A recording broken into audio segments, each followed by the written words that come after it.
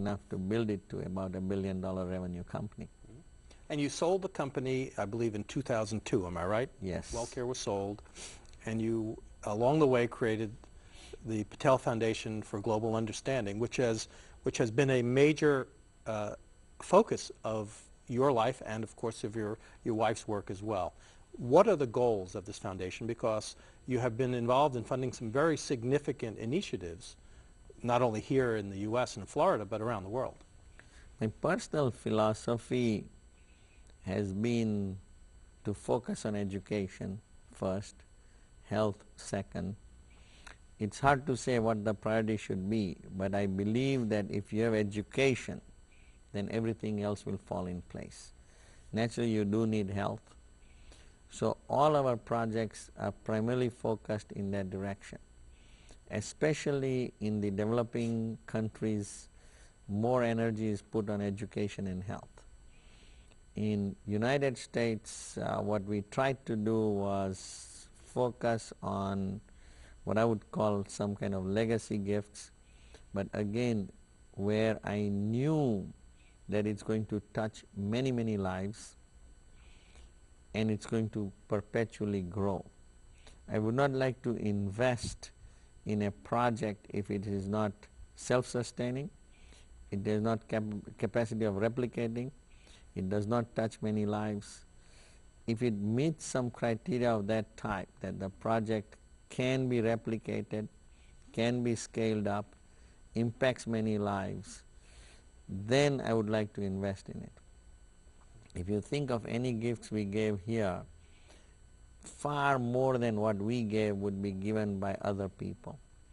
And then I know it's there to stay, it's there to grow, and they're going to continually keep on touching lives. If you look at performing arts, thousands of kids today are able to go there and enjoy something. This is the Patel Conservatory for Performing Arts. Yes.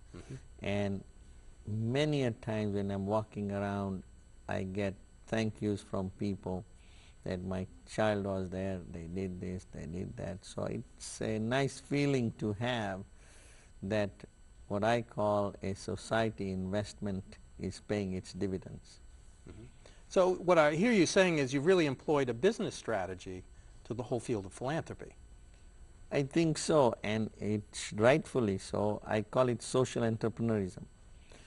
I believe that when you use your philanthropic dollar, it should be used in a manner that it grows and impacts lives in a much positive way. I feel that any time a donor is involved to partner with me or I partner with somebody else, that $1 should become $3, $4, $5.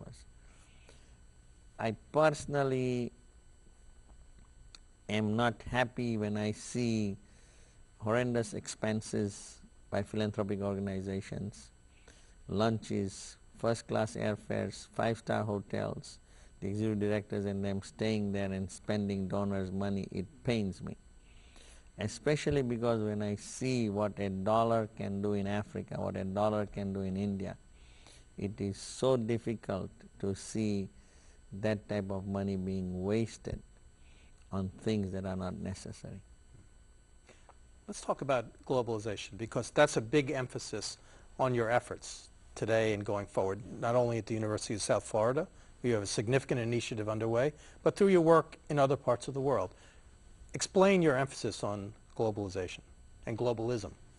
As you mentioned earlier, I was born in Africa, was educated in the British system, had college education in India, came to United States. So you could call me a nomad or a global citizen. I have been privileged enough to learn the cultures of many, many countries and many parts of the world. And I feel that the fear and the problems that we see today many a times is fear of unknown, not knowing the other party, the barriers that are artificial. The world today is shrinking. Something happening in India, Africa, instantly can be beamed here, seen here. You can move at lightning speed going places. So I feel it is time for us to understand that these artificial boundaries are bound to break down. Unless we prepare our citizens today to accept this change and learn about other people, the world will not be a better place to be. And therefore I felt that my effort in a limited way will be in the parts of the world where I had my own roots, Africa, India, and United States.